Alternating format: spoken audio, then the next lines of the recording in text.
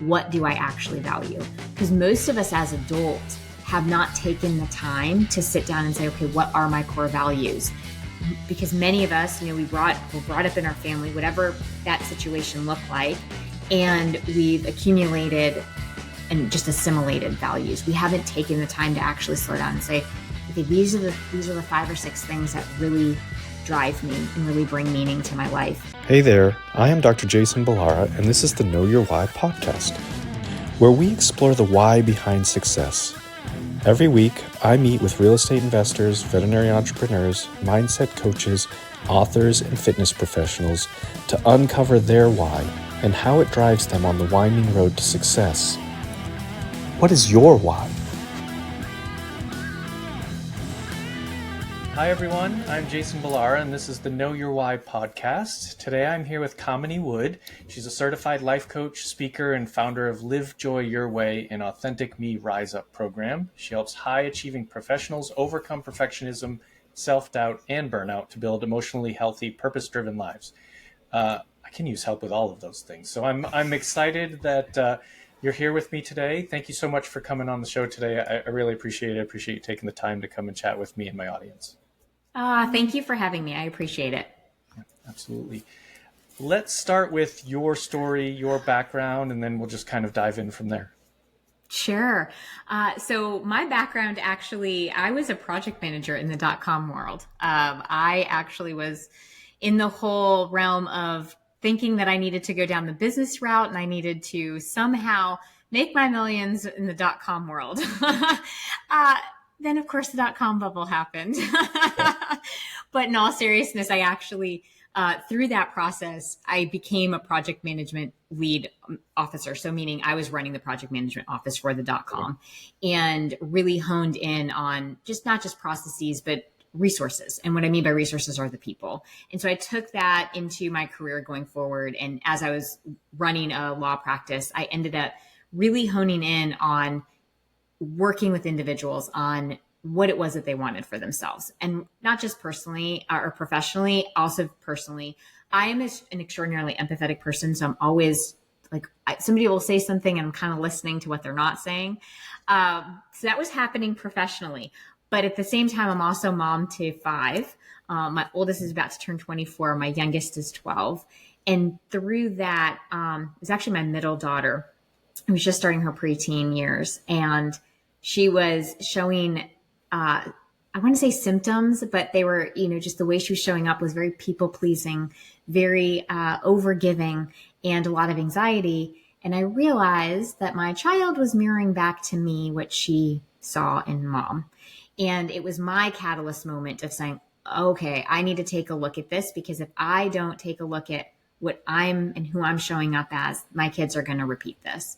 And so I went through a lot of self-development, personal development, to really understand where I might be holding myself back, because I am a high achiever. I've always said I was a perfectionist. And yes, I am a people pleaser. My self-discovery showed me all of these things. And so I actually, as I went through that process and really learned more about myself, I realized that my true calling was to work with people, not just in the professional realm, but in this personal realm of helping them understand themselves, because that's what actually shifted things for me. And I was able to show up as a different parent because I was willing to do that work. And it's not easy work, but it's needed work that we do on ourselves, right? And so back in 2018, I launched my one-to-one coaching practice and have been doing that ever since. It's fascinating how kids will really give you a lot of self-reflection, and they definitely provide a little mirror into your own soul and probably the things you've been either just not recognizing in yourself or intentionally kind of burying, I guess. And I'm sure we'll talk more here in detail. But yeah, it is. You are not the first guest, nor the only person on this current podcast episode to have had a lot of self-reflection caused by children. So it's it is interesting how that can become such a powerful driver. I want to first talk about kind of that background as a project manager, and because I think there's a lot to that, and I believe that all of our sort of past experiences will often just accumulate or become, sort of a collective uh, persona of who we become over time. And yeah, sometimes there are life events like children or other things that might cause a big shift. But in all of that self-reflection that you did, I mean, do you have some ideas of where it came from for you? And then I Yeah. think that's probably helpful in then talking about, sort of where you went with that, how you made the changes that, came about at that Yeah. discovery moment.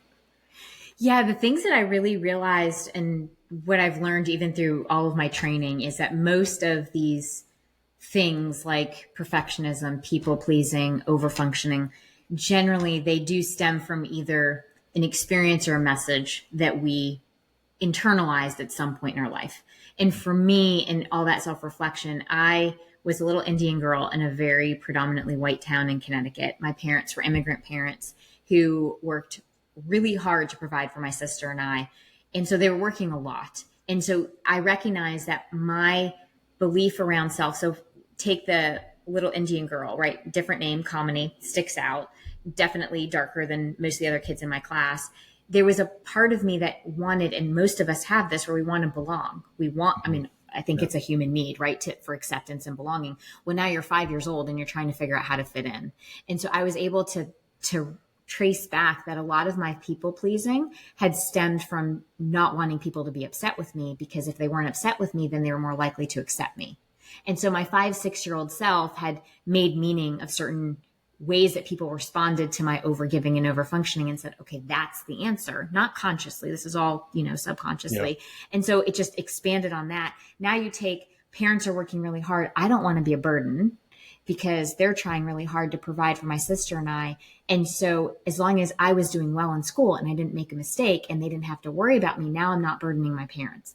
Again, this isn't something my parents said to me. This was just how I Yeah. experienced my experiences and then internalized them and figured out this is the method to survive and to, in that moment, that's what it was all about. Right. So you add those two things together and they just keep building upon each other, because the belief is I can't make a mistake because then I'll be a burden. I need to make people happy because then I'll be accepted. And you just keep that going throughout your adult years. And now I'm this adult who's over functioning, over giving, afraid to make a mistake. Yeah. And that it builds upon itself. So through the self-discovery process, I was able to track that back. And I'm like, oh, the work is all about, well, what's actually true? Is it actually true that I have to overfunction in order to be accepted? Well, maybe those aren't my people if I have to overfunction and overgive. And I don't mean this to be a crass, like, oh, just reject people, but that's really the thing I learned about boundaries too, is the people who accept your boundaries are willing to be in that dynamic with you. The people who won't accept those boundaries were the ones who are profiting off of your lack of boundaries in the first place. Maybe they're not really the people that you're meant to be in relationship with, which is Yeah. a hard thing to cross, but it's a necessary one to cross, I think. Yeah. It is fascinating how we take those childhood experiences and kind of turn them into something, right? And it's like, I've had other coaches on the podcast. I've worked with coaches myself. I mean, it like, these are things that I've maybe come to realize a little bit better through probably mostly through the podcast discussions with coaches and just kind of those, how something you experience as a child and you, I think the other thing, at least that has happened for me is I struggle with figuring out like being a high achiever, working, pleasing, all of that stuff. I struggle with, well, that's not necessarily totally bad, Mm-hmm. but also sometimes it's bad for me.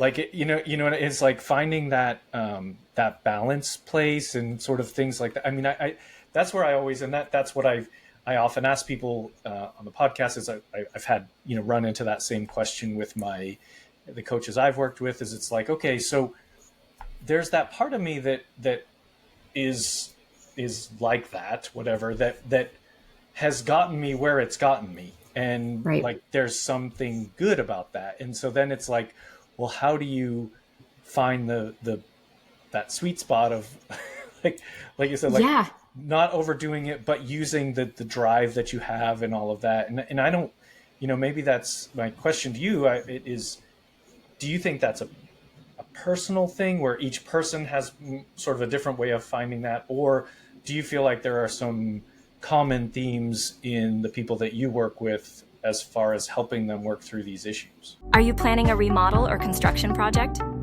Overwhelmed by the process? Over budget? Extended timelines? Strained relationships? We are all too familiar. At Lark Construction Services, we help homeowners and business owners take control of their construction journey, from reviewing bids and contracts to catching red flags before they become costly mistakes. Our Clarity Audit is a one-on-one expert review of your plans, estimates, or current progress, giving you the peace of mind and a defined action plan to move forward with confidence. Don't let confusion lead to costly errors.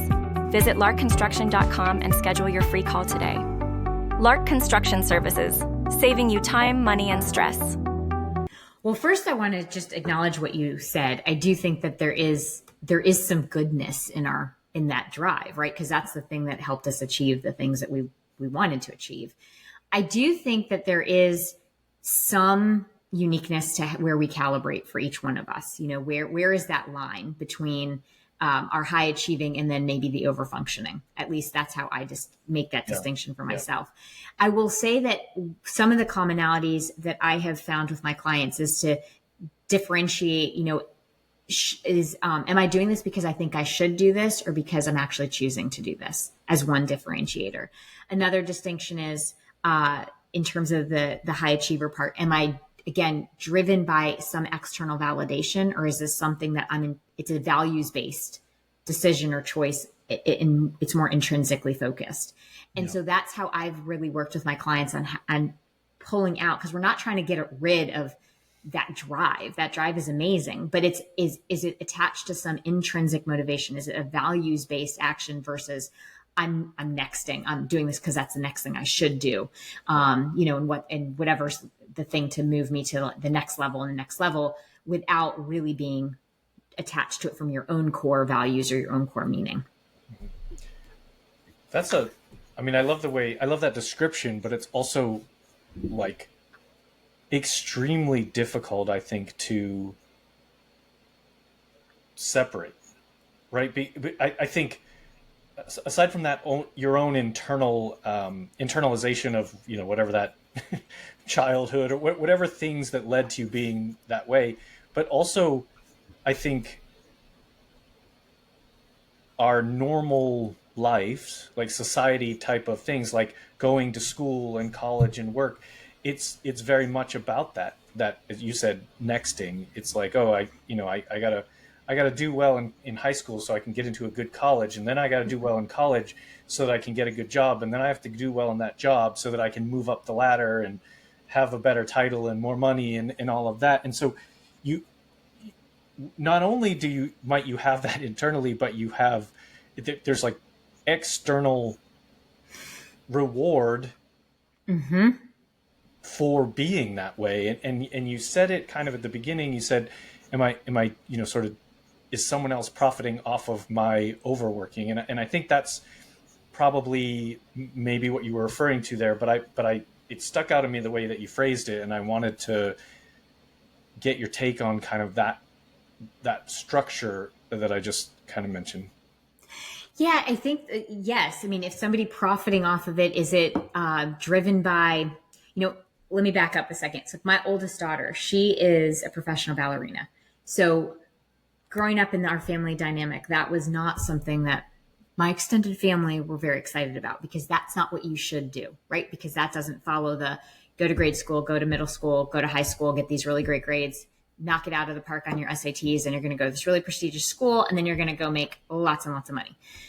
She's somebody who loves the arts, and let's be honest, professional ballerinas do not even make a living wage. They have to have extra jobs. Like, she teaches dance on the side, right? Yeah. But to your point, right, there was all these external pressures of what she should be doing. And the conversations we had, it really did come back to, what do you value? And that's really hard to have those conversations, because it wasn't that the family was profiting off of, what she was choosing, but it was a different type of profit, right? Because it's like, it's the family name. It's the family name. Look, we want to have all of these kids who come out of our family and they're these successful individuals. Mm-hmm. That's difficult. And that comes back to even what I was saying about boundaries, which is people who don't respect your boundaries, they may be the ones that you are in a relationship with that's not the healthiest of dynamics. And so even in her case, it's not that we cut off the family, but for instance, we have boundaries around what we talk about when we don't, when it comes to her livelihood. Yeah. But it's hard because we are conditioned, and we're also pressured by a lot of external pressures. And it really is, it's not easy work to then sit grounded and say, well, this is what's of value to me, and this is how I'm choosing to live my life, because you're going to have judgment come at you. I mean, I would love to say that this is, we judgment free, but the world is not. We all have judgments. I have judgments, right? We all have our own opinions. I think our work is to learn to build our own armor around what judgments we're letting in and what we're not. Yeah. No, I think that's great. I mean, it's a interesting, just, as you use the example of your daughter, my understanding of the ballet world, it is the picture of perfectionism and working extremely hard and facing a lot of judgment and all of those things. And so it's like, no, it may not be the family prescribed perfect journey, but it certainly didn't take her away from external pressures of kind of being that I don't know, picture perfect person. I have a cousin who was a professional dancer for a while. I have some friends who've been in that world, and it's I'm not I can't dance, but I know that me either. She didn't get it from me either. I know that world can be extremely challenging. So mm-hmm. It's my point is that you don't necessarily have to go down the doctor, lawyer, engineer, whatever path to have those same levels of external pressures. And sometimes, yeah, it might not be a career path where you make a ton of money or traditional views are of that's a high achieving job, but like at the same time, to be a professional ballerina is an extremely high achievement. Like it's not, and so maybe that's where what you're saying about sort of realizing within yourself what those values are and what high achievement means to you is maybe that is where the separation comes. Because I think sometimes, at least for me, I feel like I'm still in it, but like when you're in that like overachieving,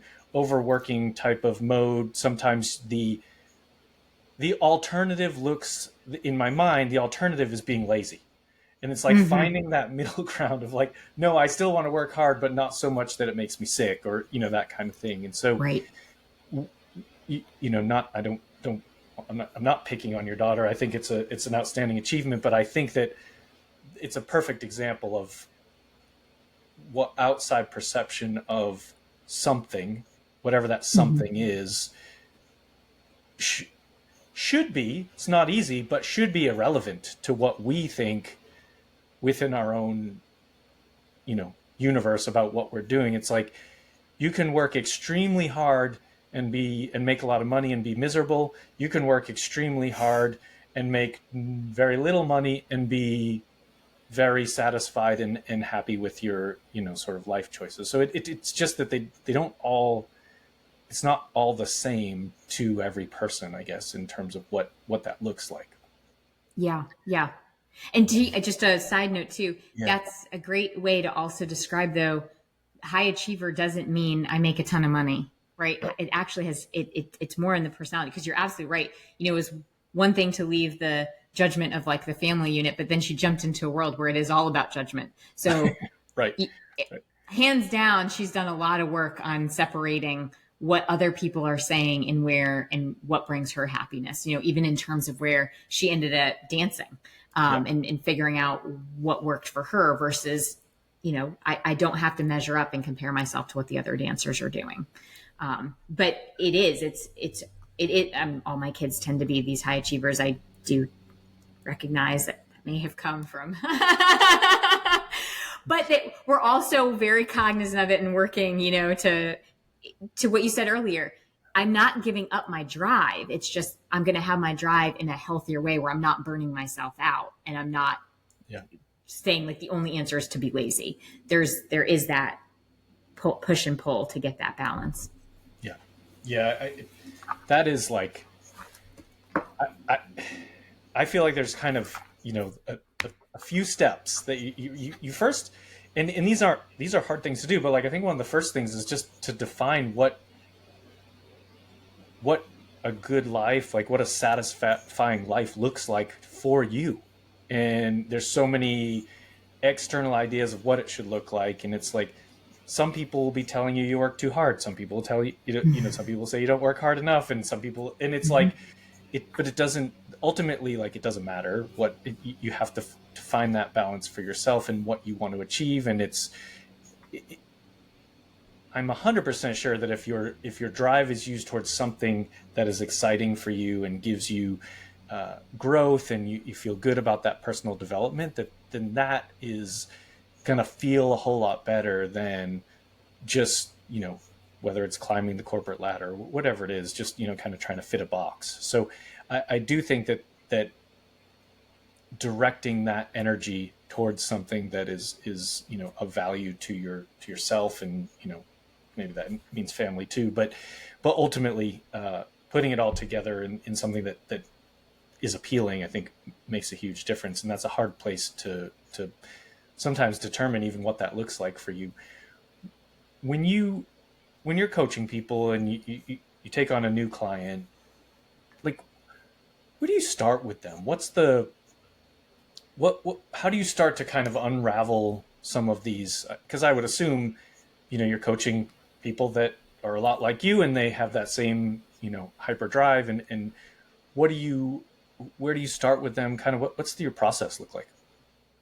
So I am trauma informed. So the one thing that I do is I don't just jump in and just start asking a bunch of questions without any regard for where they're coming from or what their story is. And so many times I do want to hear about their family of origin. This isn't therapy, though, to try to diagnose or to, get to some root cause that I'm going to work on healing, because that's a therapist's role and that's their job. And I totally respect that I'm staying in my lane. But I want to hear about, tell me more about where, just your family of origin, where you came from. Tell me about your life. But really what we then focus on is getting into the nitty gritty of, what is meaningful to you. And that really goes back to taking time to ask, at this present moment, in this juncture in my life, what do I actually value? Because most of us as adults have not taken the time to sit down and say, okay, what are my core values? Because many of us, we're brought up in our family, whatever that situation looked like, and we've accumulated and just assimilated values. We haven't taken the time to actually slow down and say, okay, these are the 5 or 6 things that really drive me and really bring meaning to my life. And that's the work that I start with, is let's come home to those core things first, because when we identify those, now as we're opening up and becoming aware of some of these limiting beliefs, we have something to work with, right? Because the only way through those limiting beliefs is to not only just say what's true, but if we're going to take a values-based action to break down those core beliefs or those limiting beliefs, we need to know what actually is meaningful, what actually are the things that drive you. To the point of what you just made a few minutes ago, it's, where do you feel content? Those are those questions. That's really contentment, joy. When are you in flow? When do you feel like you're connected? Those are really key questions in order to figure out how we move through the things that are keeping us stagnant. Okay. Yeah. And that makes sense. It's, almost getting to that origin story, if you will, just, kind of and tell me again, you said, value-based space. Is that values-based action? I'm a big believer in values-based action, because with coaching, it is not just, figuring out what it is. It's okay. Now that I'm aware of it, what do I want to do to move through it? And so I'm a big advocate of, we take action, but we don't just blindly just do action as like a Band-Aid. It's values-based action. What's going to be the thing that's most meaningful to work through whatever it is I'm working through? Gotcha. Okay. Thank you. I hadn't heard it phrased that way, but I definitely like that, sort of the concept there. When you're coaching someone, this is a thing that, and I've said this on the podcast before, and I don't mean to, I don't know, undermine the value of therapists. I think there's you said it's kind of a separate thing. I like the action piece of it. When I'm working with a coach, I want to have, like, we end each session with, like, here are the action items for this week. Like, here's your homework, basically. And I kind of like that because I mean, one, it's like, it feels like you're doing something, but also I have done, traditional therapy in the past, and it's like, I would always, it never lasted a long time because I'd just get to the point where it's like, well, okay, well, we're still talking about this thing, but okay, I get it. Like, that was a thing that impacted me, but, like, I want to know how to, I like the goals. I like the action. I like all of that. And I feel like in traditional therapy, it's just kind of an ongoing thing. It's like, almost like a friend. You have a friend that you get to talk to about whatever's going on in your life. Whereas I feel like in the coaching space, typically there's like an end point. How do you feel about that? Like, from a coaching perspective, do you sort of approach it where I think I'm going to work with this person for 3 months, 6 months, a year, or do you, is it a fluid thing? I mean, how do you look at that, I guess, time frame type of concept? So I generally approach it in containers of time. So with my clients, I'll generally go for 6 months or 12 months, and we're working on with that container of time. Generally speaking, if somebody's working with me for 12 months, it's probably multiple things that we're working on, whether we're working on something both professionally or personally. And then with the 6 months, we're more directed at maybe one area of life. And to your point, yes, it's all about action. So usually we're working through that thing. Now, yes, I've had clients that have been with me longer, but we're working on a different thing. And so, because they're continually pushing themselves to level up. And so, yes, the coaching relationship can last longer. It doesn't have to just be that time frame, but the whole purpose and the way that I approach it is, okay, what are we focusing on? And let's work towards moving you through this portion. Because many times people will come to me, and as a high achiever and also those who are over functioning, there's something going on in their relationships and maybe also professionally. And so for us in the coaching, at least in my coaching practice, we try to take them, not one at a time because things are intertwined, but it is about how do you focus and direct in one area so that you can start focusing on the other area. Because if you try to do too many things, it becomes a hodgepodge mess. Yeah. Yes. And I think that's kind of, and maybe that's it. Maybe it's just like my mind doesn't work. my mind doesn't work the right way for, like, traditional therapy, where it's like, oh, we're just going to take this holistic global view of your whole life and try and talk through it. And it's more like, I want to have, here's the current issue. What can we do to sort of work through that issue? And it, like, I don't know. I don't even, my expectation of a coach is not that you're going to, like, fix me forever, like that I'll never have. It's more just, I want someone's help getting through a certain thing that's going on right now. And I've realized, both from working with traditional therapists and coaches, like, over my life, that one of the cool things about it, I think, is I've developed a lot of self-awareness. And so I maybe don't always know what to do about some of the issues, but I at least can usually say, like, hey, I'm not handling this right, and I should get someone to help me, or I should take a step back and figure it out. And what sort of things do you, if we're saying it's a time blocked approach where it's going to be 6 or 12 months usually, do you try to kind of give clients tools to work through things once that relationship's over, or how do you look at it from an exit plan, I guess, on those types of scenarios? Yeah. what you just said to that self-awareness. It really is. What I say with my coaching practice is I'm trying to create a space where my clients can understand themselves better, because when we create that sense of understanding, now we have the ability to make choices of how we want to respond to a situation. And so I do integrate different tools even within the coaching practice, so that my clients we're not just having this conversation and then they're saying, okay, I'm going to go do this thing. A lot of times there are tools that I'm also sharing with them so that they have them going forward. My favorite thing in the whole world, which people think that, or at least my kids tease me about it, is my feelings wheel. And it's not mine, it's one that's out there. But oftentimes people are like, what the heck is this wheel? And it's this really intricate wheel that names all of these feelings, not just the main 6 feelings. It takes it out several levels. Why do I share that with my clients? Because as they go off onto their own and they're really realizing they're becoming more self-aware, they're able to then maybe even name more with more specificity what that feeling is. And then we work on things like, okay, and now let's ask yourself what you need. They're able to apply that with whatever challenge comes their way later on, even outside of the coaching container. Those are the things that I'm trying to hopefully create with my clients, is that they're creating this muscle of self-awareness, but also self-understanding and self-compassion, where instead of jumping to this inner critic and beating themselves up, it's creating space to say, okay, this is happening. And if I lean into kindness instead of judgment, what are the steps I'm going to take?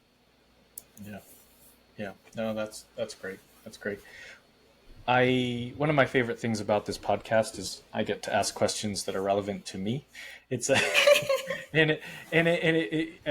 most of the time someone comes on that is a parent, I always have some of these, especially as a coach, I have parent related questions, and we've already talked about kind of how we tend to maybe put some of these traits onto our kids. I don't have as many as you. I have 2. And I feel like I fight this constant battle in my head about don't make them like you, but kind of make them like you. Where it's like, yes, I want them to work hard. I want them to understand, the value of that, but I also don't want them to have some of the negative that comes with that. How do you, whether it's with your clients or with your own kids, like how do you address the challenge of, I feel like it's not everybody, but I feel like a lot of times a lot of the high achievers come from maybe a childhood of something was missing. They didn't have money. They came from some sort of troubled household, something like that. And then somehow you figure out a way to make some money. And it's, there's that saying about, oftentimes, family generated wealth is lost by the 3rd generation. So I always find it very interesting to, and I don't even necessarily care about it from a wealth standpoint, like pure money, but more about like, how do we take some of this stuff that we figure out about ourselves and pass on those lessons to our kids, and in a balanced way. I'm not sure I'm even asking this question right, but just kind of, like I said, like I like that I have a good work ethic.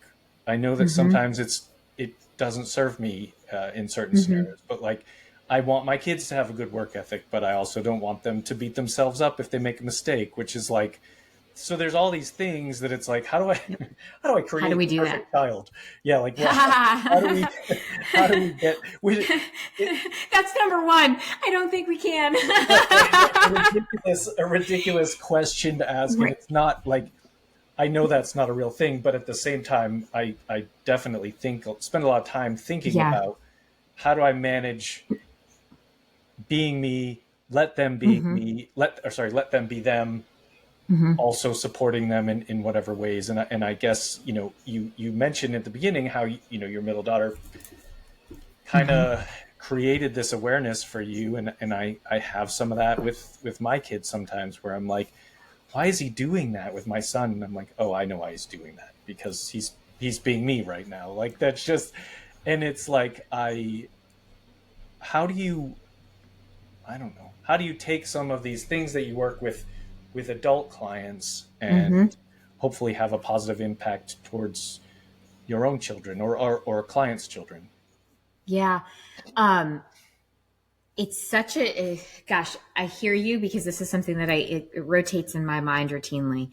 I say that because I do coach a lot of parents as well, and I coach a lot of leaders. And so there's such a similarity between coaching a leader and coaching a parent, because technically as a parent, we are a leader. And I say it comes down to radical self-responsibility. If I were to boil it down to one thing, it's radical self-responsibility. And it's not radical self-judgment, it's radical self-responsibility. So we can look at the things in ourselves, like for instance, my desire to work really hard, but also not beat myself up. It is about owning those times and then communicating with my kids in a not just with radical self-responsibility, but with also honesty and communication of, this is what I've learned about myself. Instead of saying you shouldn't do it this way, because the moment they hear a you statement, they're going to shut down, because like all of us, any human, our defenses come up and we're not listening to what the other person is saying. Yeah. So it really is about finding a way to communicate to our kids, this is what I've learned, this is what I've experienced. The other thing that I say to parents all the time is self-regulation is number one. Before you have a conversation with your kids, figure out what's happening for you emotionally. Find that place of self-regulation. Yeah. No, that's great. That's really well said. I've simplified some of that concept. I've simplified in my own mind to just don't yell at them for yelling, right? It's silly and we laugh about it, but it's like, I sometimes, you just get like you get outside of that self-regulation, and it's like, you're yelling to stop doing whatever they're doing, which is like yelling. And it's right. Like you're exactly modeling what you are telling them not to do. And it's kind of, it happens. Like it happens to everyone, I think, but it's a really great to kind of well stated what the way you said it is just, that sort of stop and self-regulate. And I think, just like little things like that can be so valuable in making, I think, especially the younger kids, like they react to your reaction. Yeah. And so if your reaction is an explosion, their reaction's probably also going to be an explosion, and then nothing right. productive is happening. And so it's like, well, and then it sort of snowballs, right? Because if they're younger and they're seeing that, then as they get to their adolescent years, now the hiding and the not sharing becomes the issue, because they're afraid of, right? They were taught that there's going to be an explosion. Yep. And so it is all about regulation and slowing down, checking in. Okay, what's happening for me? Let me take care of that first. And then I can communicate with my kids so that I'm not communicating from an emotionally charged place. Yeah. No, I love that. I think that's, like I said, the beauty of having a podcast is I can take some of this and implement it into my own life, and have improved my relationship with my kids too. So thank you for that, for explaining that. But I'm going to shift gears. I want to make sure I get time to ask you questions I ask every guest. The first one is just based on the name of the show being Know Your Why. So, we've talked a lot about the importance of your work. We've talked about family, but I wanted to, ask the question directly and let you expand. So what is your why? What's driving you at this point, and kind of, pushing you towards the next level? I would say that my original why always went back to my kids. They continue to be my why. I mean, I think that they've been my best teacher. They will continue to be my best teacher. My other why that's really driving me right now, though, is really wanting to help people create space for their own humanity, right? Recognizing that they don't have to be these perfect individuals, but they are so valued for just being who they are. Yeah, that's great. That's great. Well, Kamini, when people hear this and they want to connect or they want to reach out to you, what's the best way for them to connect? My website is kaminiwood.com, where they can read more about me. And then also I have a blog there. So there's a lot of articles that people sometimes find helpful.